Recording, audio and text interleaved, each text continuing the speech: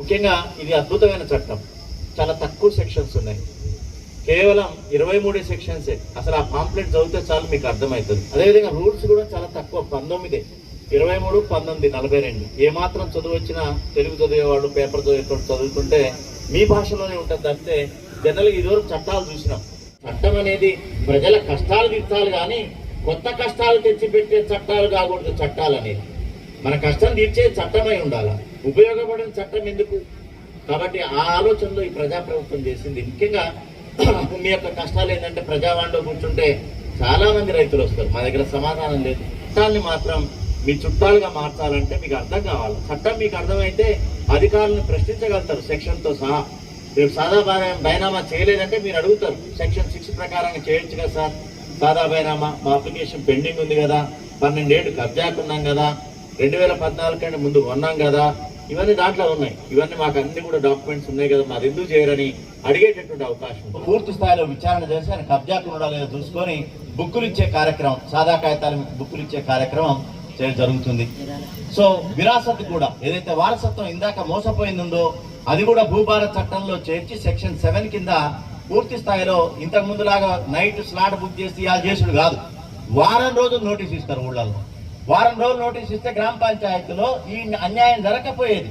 ఆయన ఎక్కడో అపార్ట్మెంట్ లో కూలినాలు చేసుకునేందుకు ఫోన్ పోయేది, మంచోళ్ళు ఎవరో చేసి నీ భూమి పోతాంది, 2 కొడుకులే చేసుకుంటారు, నీ కథ ఏంటంటే ఆయన వచ్చి అబ్జెక్షన్ పెడితే భూమి ఆగేది, ఆ ముగ్గురికి బరాబర్ అయ్యేది. అప్పట్లో లేకుండే ఇప్పుడు భూభారత్ చట్టంలో ఈ సామాన్య రైతులకి, ఎస్సీ ఎస్టీ బీద బడుగు బలహీన వర్గాలకి సంబంధించిన భూములు కాపాడేటటువంటి సెక్షన్ ని పెట్టినటువంటి ప్రభుత్వానికి గట్టి చప్పట్లతో మన కృతజ్ఞతలు తెలియాల్సిన అవసరం ఉంది.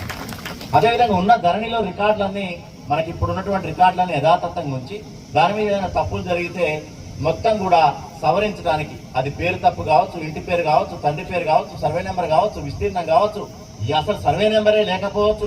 ఇందానే చెప్పిన పెద్ద మనిషి 749, 249 సర్వే నెంబరే గాయమైంది మొత్తం అని చెప్పి. సో అట్లాంటివి ఏమన్నా ఉంటే కొత్త ఆ నెంబరు కబ్జాకున్నాడు, పాత రికార్డులో ఉంది, ధరణిలో మాయమైంది.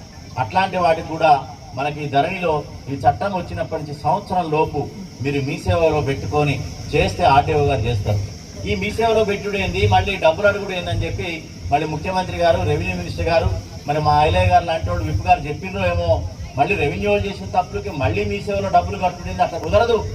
రెవెన్యూ డిపార్ట్మెంటే గ్రామాల్లో పోయి రైతు రెవెన్యూ సదస్సు నిర్వహించి దరఖాస్తులు తీసుకుని రూపాయి ఖర్చు లేకుండా మొత్తం బరాబర్ అక్కడ ఊళ్ళో కాగితాలు తీసుకోవాలా, నెల రోజుల్లో ఆ సమస్యలని పరిష్కరించాలా, మళ్ళీ కంప్యూటర్లు ఎక్కియాలా, ధరణిలో అర్హులైన వాళ్ళందరికీ పాస్బుక్ ఇవ్వాలని చెప్పి నిర్ణయం తీసుకున్నదే సెక్షన్ 4. సెక్షన్ 5 ఉంది. దీని ప్రకారం ఇప్పుడున్న ధరణిలో ఒక చిన్న మంచి ఉంది, ఏంటంటే ఇద్దరు పోయి రిజిస్ట్రేషన్ చేసుకుంటే 15 నిమిషాల్లో ఓడుస్తుంది. మనకి రిజిస్ట్రేషన్ అయిపోతుంది, మ్యూటేషన్ అయిపోతుంది, రికార్డులలో మారుతుంది, ఈ పాస్బుక్ వస్తుంది. దాన్ని ఉంచినారు.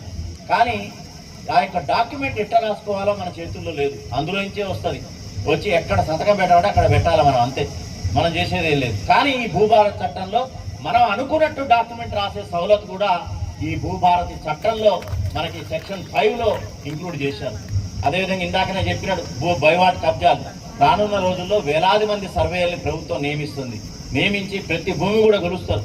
అమ్మకానికి కొనుగోలుకు వచ్చినప్పుడు సర్వే చేసుకొని చేస్తే మీ పాస్బుక్లో సర్వే మ్యాప్ కూడా ఉండే విధంగా, భారతదేశంలో ఎక్కడ లేదు సర్వే మ్యాప్ కూడా మీరు కొండ భూమికి ఉంటే దాన్ని చేర్చేటటువంటిది కూడా సెక్షన్ 5లో పెట్టినారు. రానున్న రోజుల్లో, ఇప్పటికిప్పుడు కాదు, మొదలు సర్వేయర్లని నియామకం చేయాలి. ఇప్పుడే పెడితే మా సర్వేయర్ దగ్గర క్యూ కట్టాలి మీరందరూ. ఇక భూములు రిజిస్ట్రేషన్ కావు, ఆయన ఉన్నాయే చేయట్లేదు ఇప్పుడు పరిస్థితి. కాబట్టి కొత్తగా సర్వేయర్లని మండలానికి 4-5 ఇచ్చి అప్పుడు ఈ యొక్క లైసెన్స్డ్ సర్వేయర్ని ప్రభుత్వం నియమించిన తర్వాత ఈ కార్యక్రమం సాగుతుంది. సో నా సెక్షన్ 5 అది చెప్తుంది. దీనివల్ల ఏంటంటే మీ కొడుకులు కానీ, మనవలు కానీ, మనవరాళ్ళు కానీ తరతరాలుగా మీ భూమి గురించి హద్దుల పంచాయతీ ఉండదు, గెట్ల పంచాయతీ ఉండదు, ఏ పంచాయతీ ఉండదు. ఎందుకంటే సర్వే అయిపోయి వచ్చింది కాబట్టి ఇబ్బందే ఉండదు. ఇది సెక్షన్ 5. సెక్షన్ 6 అంటే ఇందాక మీకు చెప్పిన ఆల్రెడీ, సెక్షన్ 6 కింద సాదా బైనామాలకు మోక్షం లభిస్తుంది. సాదా బైనామాలు ఆర్టీఓ చేస్తాడు, పుస్తకాలు ఇస్తాడు. ఏమైనా ప్రాబ్లం అయితే కలెక్టర్ నా దగ్గర రావచ్చు. ఇంతకుముందు మా దగ్గర సమాధానం లేదు, కోర్టుకు పోమనేటోళ్ళం. ఇప్పుడు మాత్రం భూభారతి చట్టం కింద ఈ అప్పీల్ ప్రొవిజన్ కూడా చేర్చడం జరిగింది.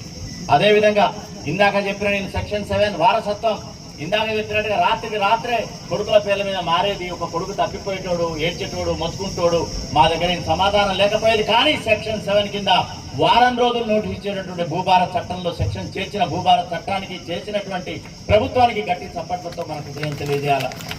అదేవిధంగా ఇంతకుముందు ప్రజావాణిలో సార్ ఇది ఓఆర్సీ వచ్చింది sir, occupancy right certificate centre ORC అంటే ఇనాం భూములకు ఇస్తారు. ఇది ఇనాం భూములు ఎవరికి ఇస్తారండి? పేదోళ్ళకి ఇస్తారు.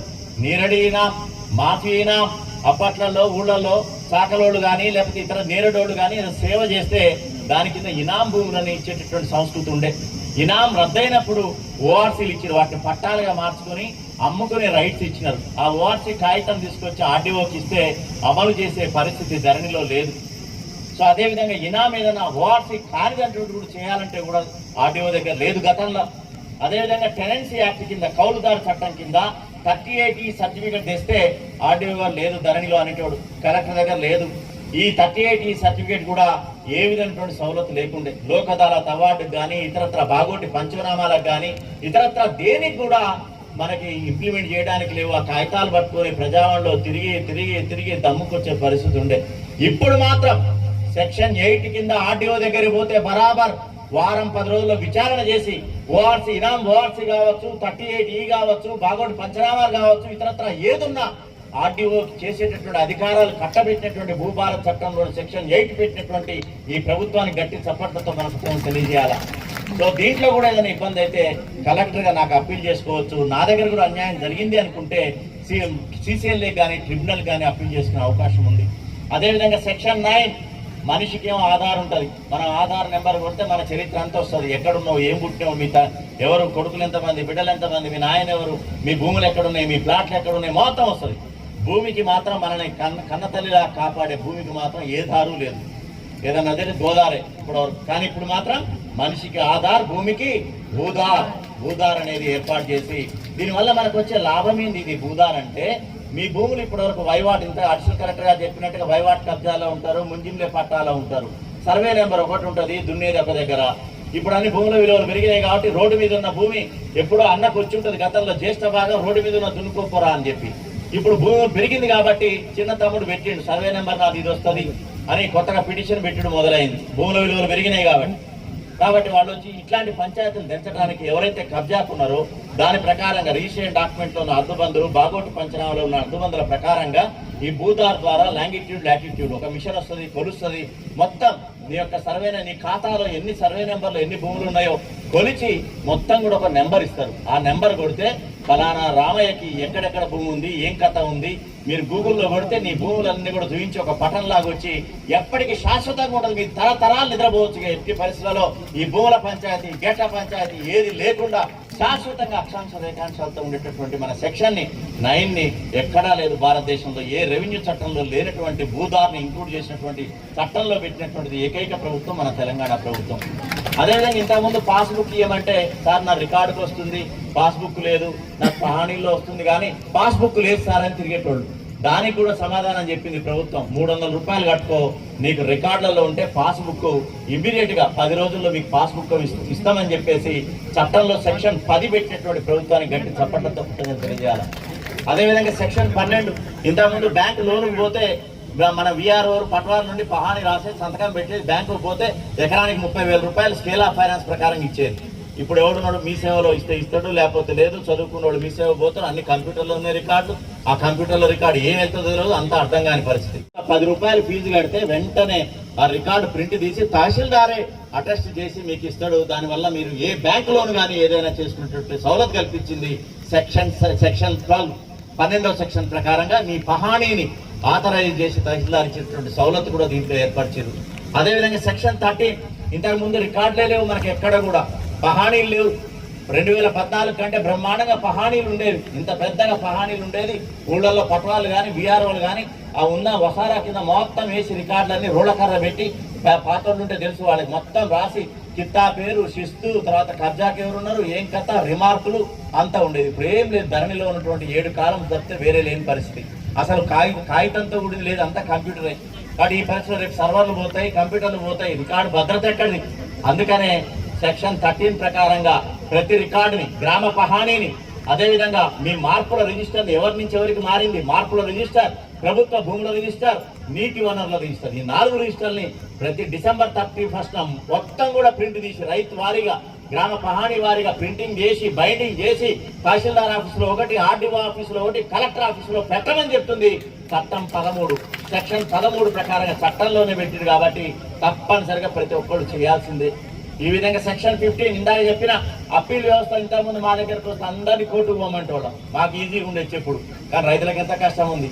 అందుకని సెక్షన్ 15 తహసీల్దార్ దగ్గర ఏమైనా అన్యాయం జరిగిందంటే ఆర్డీఓ దగ్గర కూడా అన్యాయం జరిగిందంటే కలెక్టర్, 2 అంచెలు. అదేవిధంగా ఆర్డీఓ దగ్గర కొన్ని సెక్షన్స్ ఉన్నాయి, సాదా బైరామా కావచ్చు, ఈయన ఓఆర్సీ కావచ్చు, 38 కావచ్చు. ఆయన చేసిన దాని మీద ఏమైనా అన్యాయం జరిగిందంటే కలెక్టర్ చేసిన దాని మీద కూడా అన్యాయం జరిగింది అనుకుంటే CCLA కానీ అడిషనల్ ఉన్నటువంటి ట్రిబ్యునల్ కూడా న్యాయం చేసేటువంటి చట్టాన్ని సెక్షన్ 15(8) ప్రకారంగా ఈ ప్రభుత్వం చేసినటువంటి పరిస్థితి ఉంది. ఇంత పెద్ద మంచి సెక్షన్ ఎక్కడ భారత చరిత్రలోనే ఇంత మంచి ఉన్నాయి, ఉచిత న్యాయ సహాయం, కానీ చట్టంలో పొందుపరిచినటువంటి పరిస్థితి ఏ చట్టంలో కూడా లేదు. ఇక కొంతమంది హుషారున్నోడో తెలుసో తెలియకో ప్రభుత్వ భూమి ఒకళ్ళ పేరు మీద రాయించుకుంటారు. ధరణి పాస్బుక్ వచ్చింది, మంచిగా 4 ఎకరాలు సీలింగ్ భూమి అది. సో ఆ 4 ఎకరాలు ఇంకెవరేం చేయలేరు, ఆయనకు రైతు భరోసా పడుతుంది, రుణమాఫ్ అవుతుంది, దాని లోన్లు పెడుతుండు, బ్యాంకులో ఎక్కుతున్నాడు. అది తీరా చూస్తే ప్రభుత్వ భూమి, దాన్ని ఆర్డీఓ ఏం చేయలేడు, కలెక్టర్ ఏం చేయలేడు. ధరణిలో ఒక్కసారి వచ్చిందంటే శిలాశాసనం మార్చలేము. కానీ ఇప్పుడు మాత్రం ప్రభుత్వం అట్లాంటివి నడవ, ప్రభుత్వం ఎక్కడున్నా సరే బరాబర్ మళ్ళీ ప్రభుత్వానికి చెందుతుందని చెప్పి సెక్షన్ 15 అని పెట్టి స్టేట్లో ఉన్నటువంటి CCLA గారికి ఒక్క స్విచ్ నొక్కితే చాలు, ఫలానా దగ్గర నుంచి సీలింగ్ ల్యాండ్ ఎవరికైతే ఉందో తీసుకొచ్చి ప్రభుత్వ అకౌంట్లో చేస్తారో ఆయన జీరో చేస్తారు. ఈ యొక్క చట్టంలో సెక్షన్ ని కూడా ఈ సెక్షన్ 16 ద్వారా ఇచ్చినారు. ఇట్లా అద్భుతమైన సెక్షన్లు, చాలా ఇంపార్టెంట్ సెక్షన్స్ మీకు చెప్పిన ఉన్నాయి కూడా ఇంపార్టెంట్ ఇవి. కాబట్టి 23 సెక్షన్లు ఉన్నాయి, 19 రూల్స్ ఉన్నాయి. మంచి చదువుకోండి, దాన్ని కింద పడేయకండి. ఆ పాంప్లెట్ విలువైనది, దాన్ని మంచిగా వాట్సాప్ తీయండి, గ్రూపులలో తిప్పండి, గ్రామాలలో మహిళా సంఘాలలో కూడా తిప్పండి. అది తెలుగులో ఉంది, చదువుకుంటారు. ఇవి చదువుకున్నారంటే మీకు అవగాహన వస్తుంది. అవగాహన వచ్చిందంటే చాలు, మీరే ప్రశ్నిస్తారు, మేము చేయాల్సి వస్తుంది, చేస్తాము 100%.